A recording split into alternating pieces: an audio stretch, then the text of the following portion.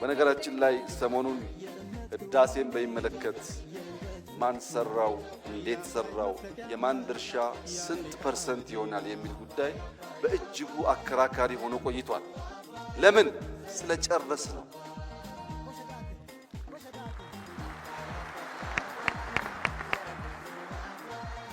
ያለቀ ነገር ፍሬ ባለቤቱ ስለሚበዛ እንጂ አሳበን ብንተወው ኖሮ አይነንትና አበላሹት ይባላል እንጂ አንድም ሰው አይጠጋጋም ነበር። አሁንስ ተሳክቷል። ስኬት ባለቤቷ ብዙ ነው።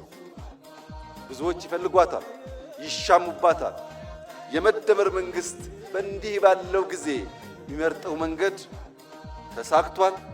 የስኬት ባለቤት እናንተ ሁኑ ነው።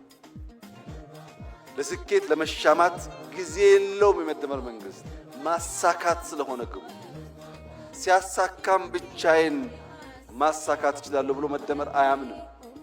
የብቸኝነት ጉድለት ስላለ ኢትዮጵያውያን በሚችሉት ሁሉ ተደምረው ያሳኩት የመላ የኢትዮጵያውያን ገድልና ድል እንጂ የአንድ መንግስት፣ የአንድ ሰው፣ የአንድ ግለሰብ አይደለም።